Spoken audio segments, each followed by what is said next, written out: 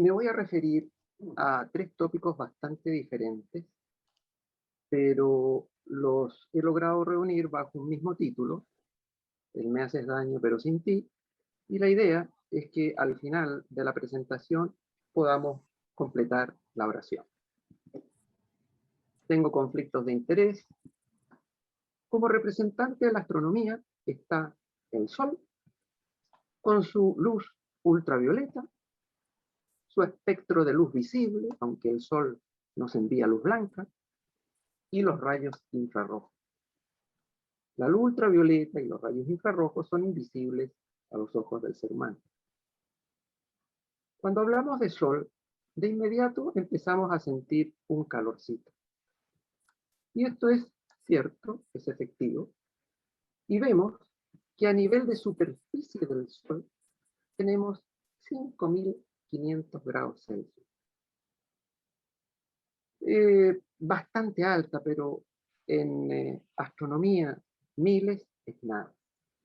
Ahora, para que tengan una comparación, una llama, unas brasas, las más calientes posibles, no van más allá de los 1.000 a 1.500 grados.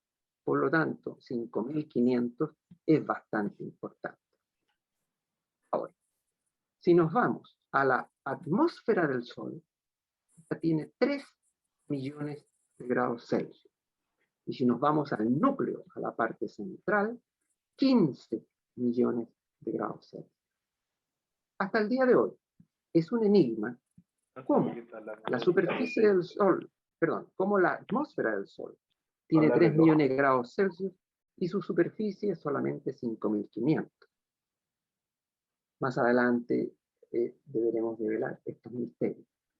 Ahora, eso denota un cierto estado especial de la atmósfera del Sol, que la vamos a ir viendo. Y el Sol es sobre el cual gira todo el sistema solar, los planetas, sus satélites, etc. Cercano, es una bola esférica de plasma por fusión nuclear. Está a 8 minutos y 19 segundos luz. Su luz son 300.000 kilómetros por segundo, 150 millones de kilómetros. Se formó hace 4.600 millones de años a partir del colapso gravitacional de la materia en una gran nube molecular. Más o menos recreando la situación, una gran nube molecular, y hay un colapso gravitacional de la materia y se forma entonces la estrella, en este caso el Sol, hace 4.600 millones de años. La mayor parte de la materia se acumuló al centro, dando origen al Sol. El resto se convirtió en el sistema solar, con los planetas, satélites, asteroides, etc. Es interesante hacer notar que el 99,86% de la masa del sistema solar está en el Sol. Y nosotros no somos más que restos o polvo de estrellas. El tiempo de vida de una estrella común es de 10.000 millones de años. O sea, vamos a desaparecer tarde o temprano y el Sol se va a convertir en una nebulosa planetaria. Este es el ciclo de vida de cualquier estrella, entre ellas el Sol. Aquí a la izquierda y abajo el nacimiento de la estrella.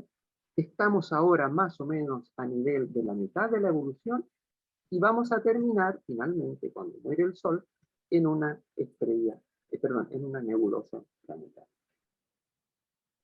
La nebulosa planetaria entonces, la última etapa de vida de una estrella, se agota el combustible, el hidrógeno, la estrella expele sus capas más externas, las capas de gas expulsadas son visibles apenas 10.000 años aproximadamente, y en el centro aún puede verse el remanente brillante de la estrella. Es una bonita imagen de una nebulosa planetaria, y vemos entonces al centro todavía el remanente de la estrella. Bueno, nuestro Sol entonces va a ser una futura nebulosa planetaria en 5.400 millones de años. Aquí vemos las distintas capas del Sol. Ahora nos vamos a dedicar un poquito a lo que no vemos habitualmente, a la parte atmosférica del Sol, a la corona solar. La corona solar habitualmente no la vemos excepto en eclipses totales, como estamos viendo aquí en la figura, vemos esta corona que está intensamente activa y efectivamente está emitiendo partículas, electrones, protones, partículas alfa, en todas las direcciones, constituyendo el viento solar. La Tierra también nos llega estas emisiones de estas partículas del Sol, pero habitualmente no las vemos porque estamos protegidos por un campo electromagnético que las evade, las separa y no las vemos, excepto cuando este viento solar es muy intenso y las partículas cargadas del Sol llegan a la atmósfera, se ven estas auroras polares. Con vías imágenes y desde la Estación Espacial Internacional. El astrofísico estadounidense Eugene Parker descubrió el viento solar. Aquí estamos ahora, en una misión para tocar el Sol, a través de la sonda polar Parker. La NASA es la primera vez que le pone a una sonda o a una nave espacial el nombre de un científico andino. Aquí tenemos al profesor Parker inspeccionando la sonda en su construcción, abajo y a la izquierda cuando ya esta sonda está en un proceso más avanzado de producción, y luego el profesor Parker con un modelo a escala en sus manos. Aquí tenemos a la sonda Parker ya en estado final, y fue lanzada el 12 de agosto del 2018 en una misión de 7 años en una órbita solar elíptica, aproximadamente 24, con un acercamiento progresivo al Sol hasta su destrucción. Lo más cercano que estará será a 6,2 millones de kilómetros antes de su destrucción. En su aproximación más cercana tendrá una velocidad máxima de 700.000 kilómetros por hora, la nave más veloz que el ser humano haya construido nunca. Debe tener un protector solar porque está sometido a temperaturas de aproximadamente 1400 grados. La situación es esta: en el centro tenemos el Sol, luego Mercurio, Venus, la Tierra. Es lanzada esta sonda desde la Tierra y le va dando vueltas al Sol. Y así, el día 19 de diciembre del año 2024 estará en su aproximación más cercana. Aquí tenemos a la sonda en su viaje al Sol con su protector de instrumento que evita que la temperatura de 1400 grados dañe todo el instrumental, que está, entre otras cosas, orientado a entender el viento solar.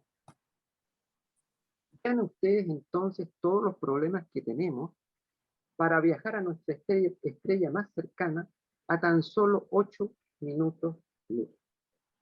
Y nuestra galaxia, la Vía Láctea, tiene 500.000 millones de estrellas, la gran mayoría no a minutos luz, a millones de años luz. O sea, podríamos decir que estamos iniciando la exploración espacial, la exploración del cosmos, como quien dice ir a la esquina, y creo que me quedo largo con ir a la esquina.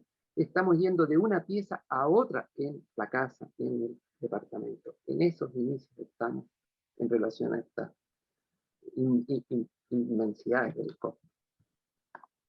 Bueno, vamos al me haces daño. ¿Nos puede hacer daño el Sol? Sí, especialmente a través de la luz ultravioleta. Y lo primero que nos puede producir es un daño agudo, una queratitis actínica, sobre todo cuando vamos a lugares con mucho sol. Especialmente la nieve, porque esta actúa como un foco secundario de luz ultravioleta.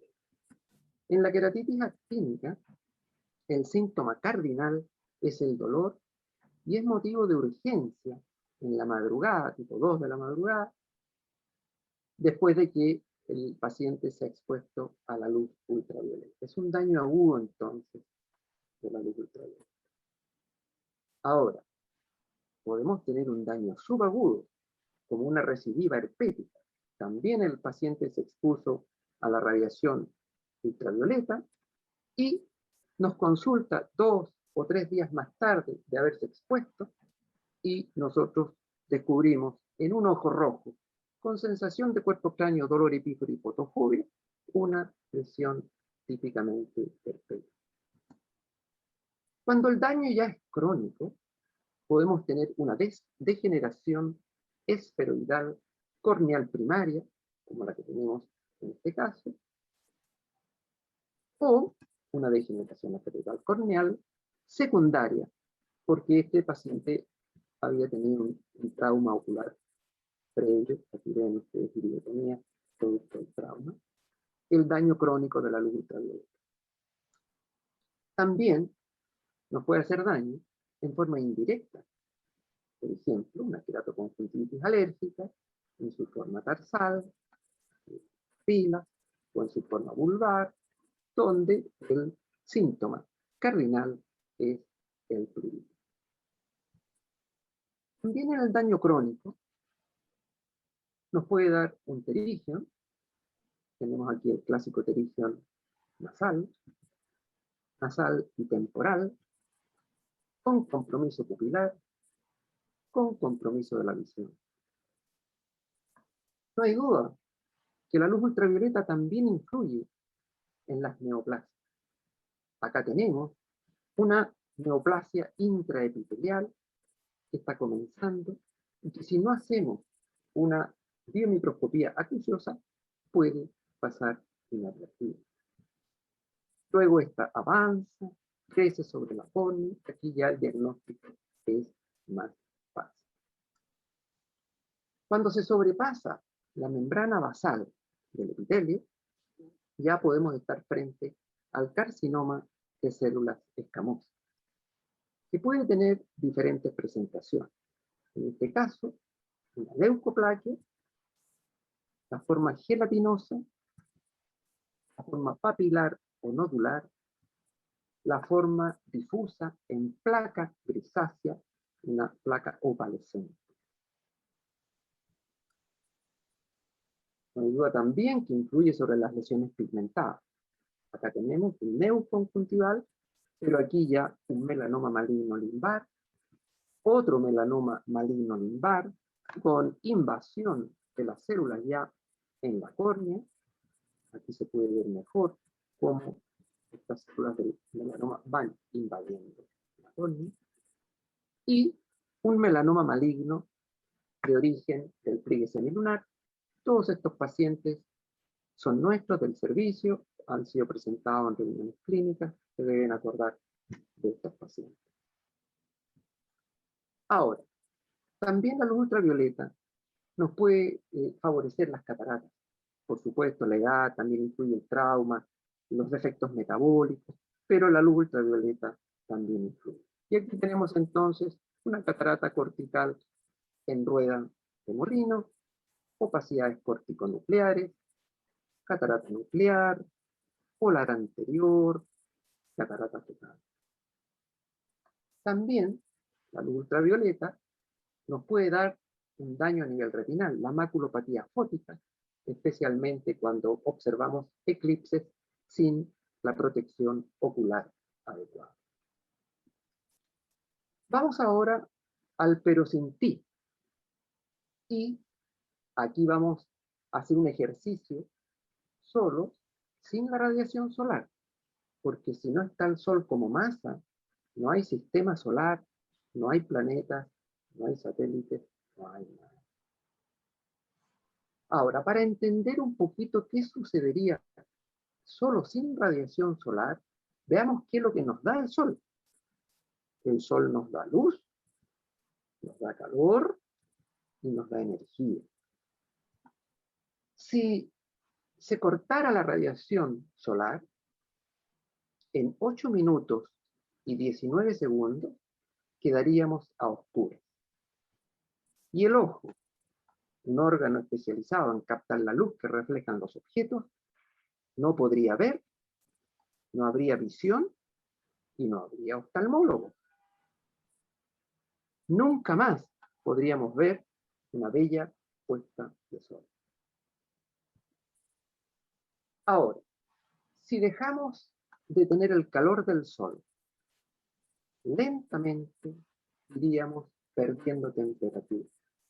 Y en un plazo de una semana, lenta y sostenidamente, llegaríamos a los 0 grados Celsius y la situación a nivel de la superficie de la Tierra, de nuestro planeta, sería el congelamiento. ¿Qué pasa si no tenemos la energía del Sol? Bueno, desaparecerían todas las plantas, se enrarecería la atmósfera, etc. ¿Por qué? Porque gracias a la energía del Sol y agua y minerales, los vegetales tomando el dióxido de carbono son capaces de fabricar glucosa y ATP que liberan el oxígeno al ambiente. En días a semanas, todas las plantas y vegetales desaparecen. Pero aún más, no habría síntesis de la vitamina D, de la serotonina, no habría inhibición de la melatonina, no habría ciclo vigilia-sueño, en fin, sin la radiación solar simplemente no hay vida. Bien, dejemos la astronomía de lado y vámonos ahora a estar con la córnea 20.000.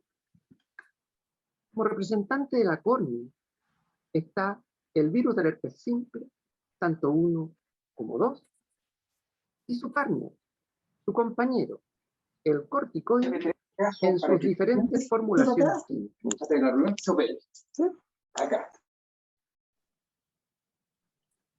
Es un virus ADN.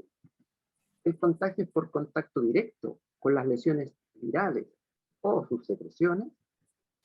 Un periodo de incubación de alrededor de una semana. La primera infección suele ser subclínica y por vía neural retrógrada llega hasta el ganglio sensitivo trigeminal de gases y allí establece su latencia. Es importante hacer notar que solo el serotipo de la primera infección es el que establece latencia en el ganglio y una eventual posterior recurrencia si se dan las condiciones.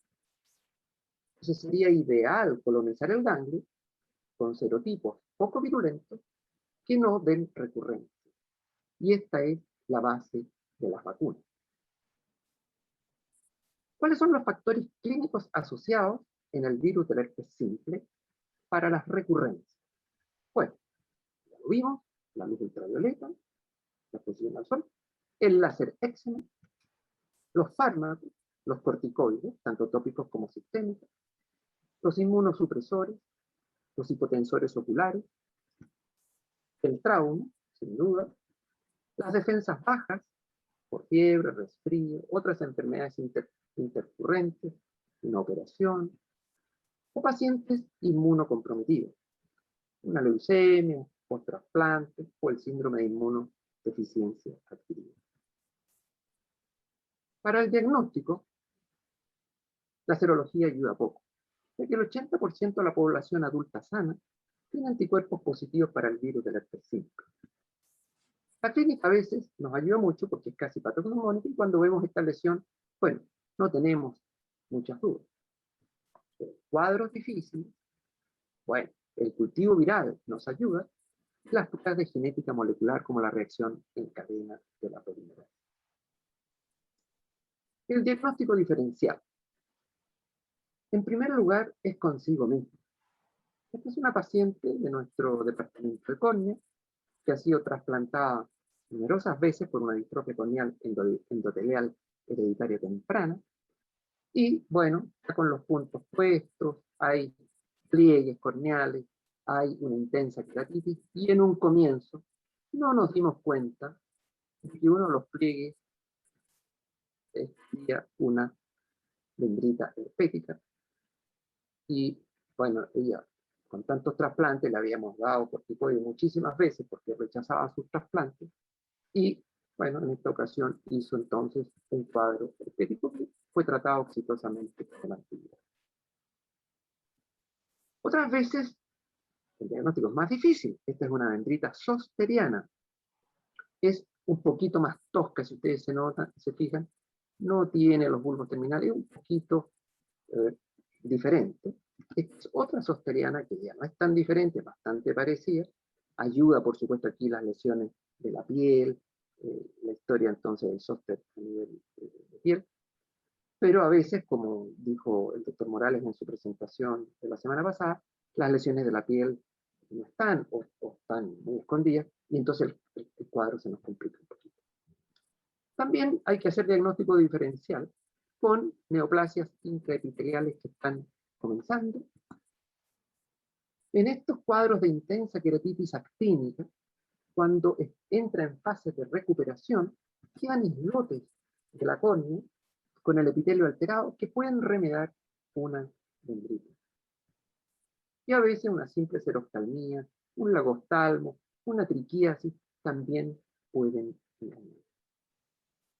En este caso, teníamos un paciente con un trasplante de córnea y veíamos esta línea que nos hizo sospechar en un herpes, pero después lo aclarábamos tiñéndolo y vemos que en realidad se trata de una línea de rechazo de trasplante a nivel epitelial y no se trataba de una herpes. Bueno, ¿cuál es nuestro arsenal terapéutico etiológico farmacológico que tenemos contra el virus del herpes simple coniano? El aciclovir en ungüento oftálmico al 3% o en comprimido. El valaciclovir, que tiene una vida media un poquito mayor, solamente lo tenemos en comprimido. Y el ganciclovir en gel oftálmico 1,5 miligramos por gramo. En el tratamiento coadyuvante, y no menos importante, está el corticoide, tanto tópico como sistémico, los midriáticos y cicloplégicos, y los hipotensores oculares. Vamos entonces a la parte de me haces daño. ¿Cómo el corticoide nos puede hacer daño? Bueno, desde chicos, ya en el colegio, se nos enseña que herpes es igual a dendrita, es igual a no corticoide. Y esto es cierto. Veamos este caso.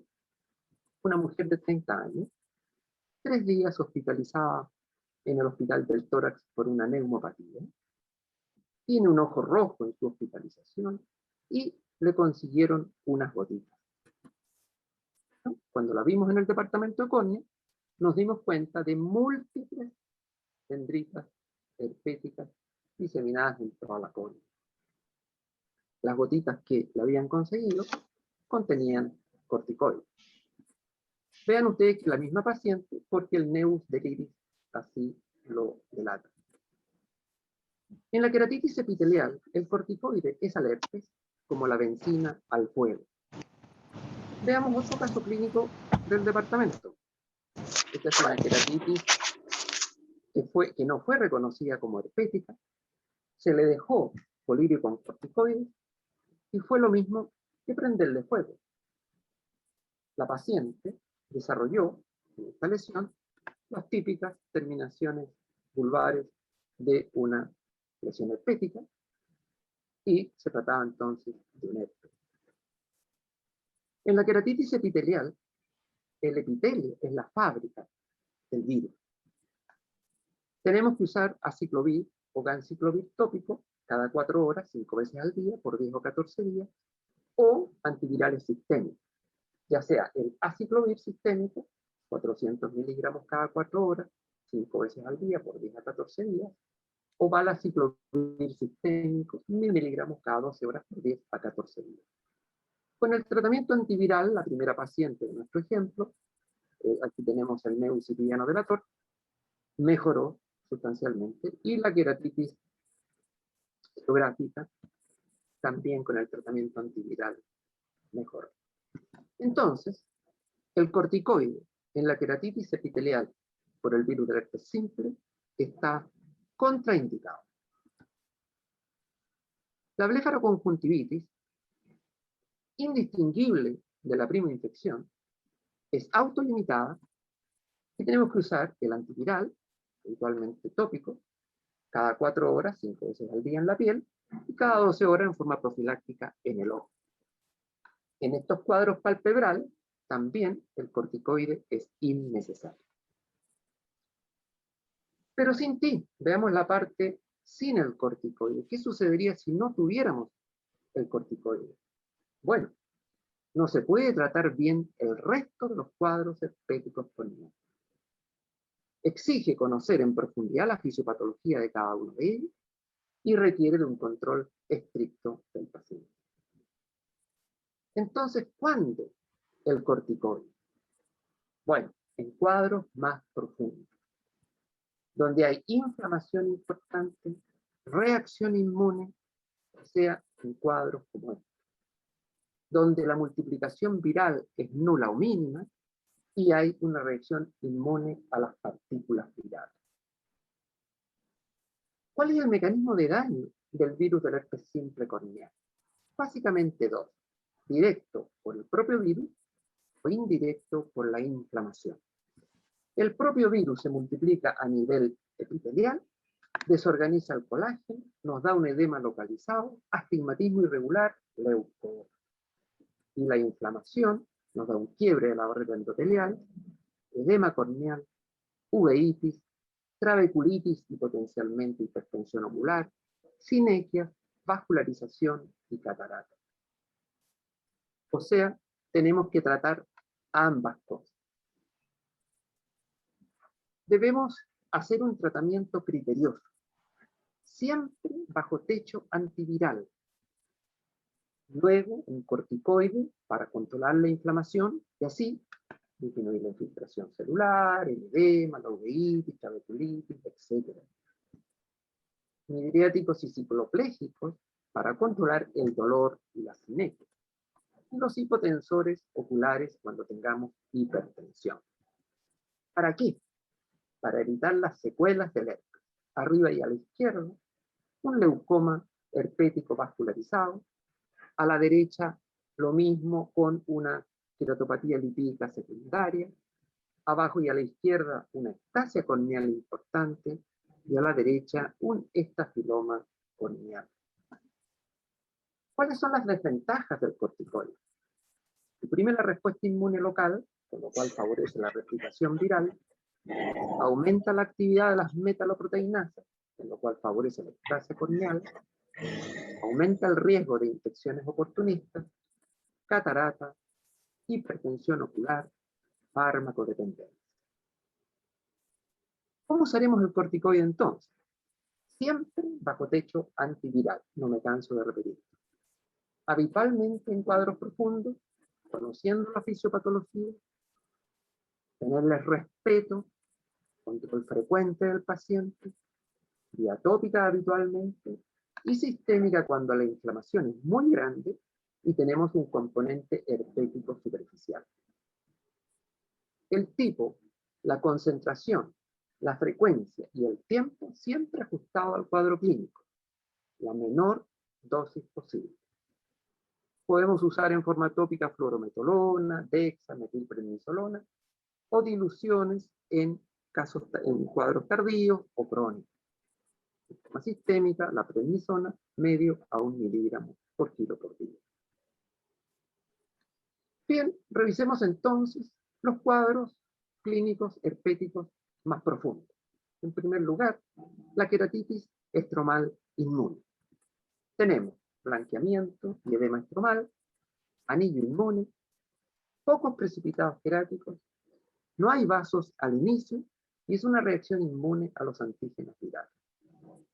Dejamos aciclovir o ganciclovir tópico en forma profiláctica, o sea, cada 12 horas, y la profilaxis podría también ser sistémica. Usamos corticoide tópico, sobre todo si afecta el eje visual, una gota cada 1 a 5 horas, dependiendo del cuadro clínico, disminuyendo la concentración ante una respuesta positiva y la disminución lenta evita el rebote. En la queratitis estromal necrotizante, tenemos una necrosis estromal tipo absceso con vascularización. Afortunadamente es infrecuente. Tenemos que hacer el diagnóstico diferencial con bacteria, acantomeba, hongo. El cultivo viral y la reacción en cadena de la polimerasa nos puede ayudar bastante, como también un antecedente, una historia previa de él. Hay invasión viral estromal con probable multiplicación, pero en grado mínimo. Afortunadamente es infrecuente y es un diagnóstico de exclusión.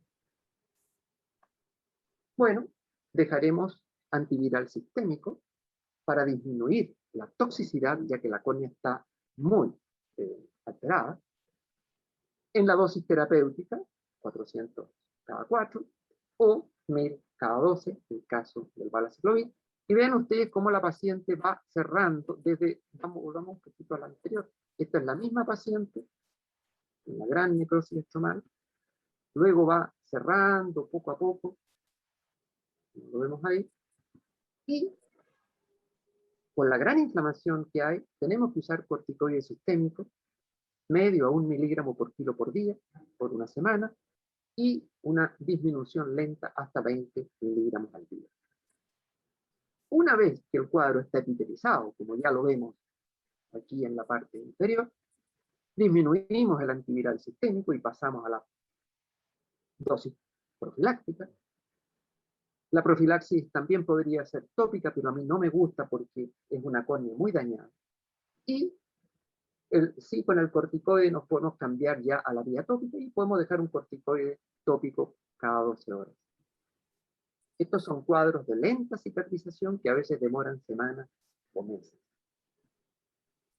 Vamos a la queratitis endotelial disciforme. Tenemos edema estromal y epitelial, precipitados queráticos, el Tyndall es escaso, hay una reacción inmune a los antígenos virales y, bueno, tenemos que dejar antiviral tópico cada 12 horas, o sea, en forma profiláctica, y dejamos el corticoide tópico, sobre todo si afecta el eje visual, una gota cada unas 5 horas, y con el resto de las cosas que ya hemos visto. Vamos a la queratitis endotelial difusa. Bueno, aquí precipitados queráticos son importantes, Tyndall, 3 cruces, tendencia a las sinequias, hipertensión ocular por trabeculitis, es una reacción inmune a los antígenos virales. Debemos aquí sí dejar antiviral sistémico, porque así logramos una mayor concentración en el humor acuoso, es un cuadro grave, hay multiplicación viral, pero en grado mínimo, y tenemos que usar en dosis terapéutica aciclovir o valaciclovir por 10 a 14 días. También tenemos que usar el corticoide tópico, una gota cada 1 a 4 horas, y nuevamente si aparece o tenemos un componente superficial herpético, tenemos que usarlo en forma sistémica. También a veces necesitamos usar midriáticos, ciclopléjicos e hipotensores oculares. En la queratopatía neurotrófica tenemos una úlcera romboidea, oval, con bordes gruesos, delgados, y tiene una tendencia a la cronicidad. Los factores condicionantes, que es el mismo factor neurotrófico, la hipoestesia, un film lagrimal alterado, la toxicidad antiviral especialmente por los preservantes, alteración de la membrana basal y, en algunos casos, inflamación estromal, en cuyo caso podemos estar autorizados a usar un poquito de corticoides. El tratamiento de la queratopatía neurotrófica, en primer lugar, es suspender el antiviral, debridación del epitelio si fuera necesario, lubricantes sin preservantes, se puede usar suero autólogo, sello o lente de contacto blando terapéutico, inhibir las metaloproteinasas, y si nosotros no hemos logrado resolverlas con todas las medidas anteriores y sospechamos un poquito de inflamación estromal, entonces podemos probar una gota cada 12 a 24 horas de corticoide tópico. Bueno, si tenemos una amenaza de perforación, ya tendremos que tomar otras medidas, como la blefarografia, la membrana amniótica, en fin, otras cosas que no es para verlo en esta ocasión. Veamos ahora en el trasplante de origen herpético, cómo usamos el corticoide. Este es el leucoma que tiene el paciente de origen herpético, es decir, ha tenido cuadros herpéticos que han dejado esta opacidad y se somete a un trasplante. Este trasplante debe ser hecho en un ojo tranquilo, ideal bajo profilaxis antiviral, con puntos separados por la vascularización, y tenemos que usar antiviral sistémico para disminuir la toxicidad en dosis profilácticas. Y esta profilaxis debe ser mínima un año. En realidad, debiera ser por muchos años, pero como como dosis mínima, un año entonces la profilaxis. Y tenemos que usar el corticoide tópico, una gota cada 4 horas y lenta disminución para disminuir la inflamación postoperatoria y para evitar el rechazo. Ahora, veamos qué sucede en la recidiva del virus del herpes simple en un trasplante corneal. Si el paciente tenía un herpes, un leucoma, estuvo bien durante un tiempo y aparece una dendrita o una lesión geográfica. Aquí, más que aumentar el antiviral sistémico, hay que reponerlo, porque el paciente lo ha dejado de usar. Aciclovir o valaciclovir en dosis terapéuticas. Y los motivos de suspensión del tratamiento profiláctico que los pacientes siempre dicen: doctor, pero si estaba bien, ya estaba cansado, no lo podía comprar, o a veces simplemente por decidir. Bueno, ¿qué hacemos en estos casos? Una vez que el paciente ya con el tratamiento está mejor, el antiviral de terapéutico lo pasamos a profiláctico. El corticoide debe ser suspendido todo este periodo de mejoría del herpes por 10 a 20 días.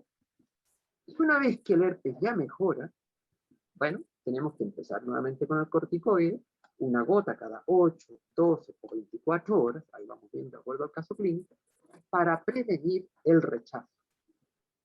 Y se disminuye gradualmente. Herpes y rechazo son bidireccionales. Hay que tratar ambas cosas, porque un herpes nos puede provocar el rechazo y viceversa.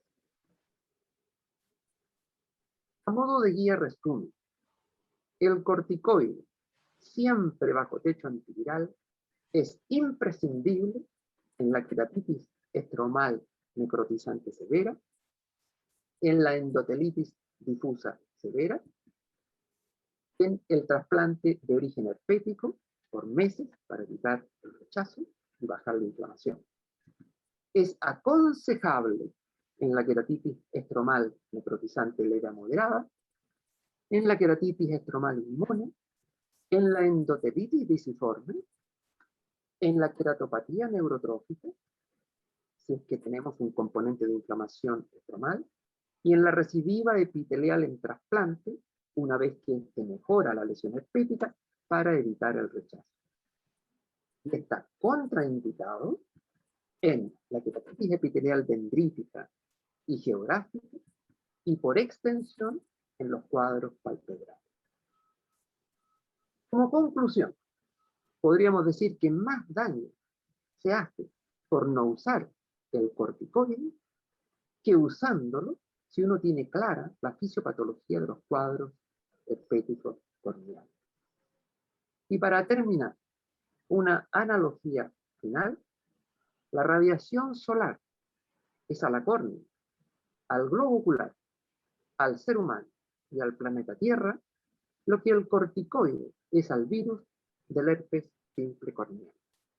Podríamos decir que sin radiación solar y sin corticoide somos nada. Bien, eso es lo que yo tenía preparado para el día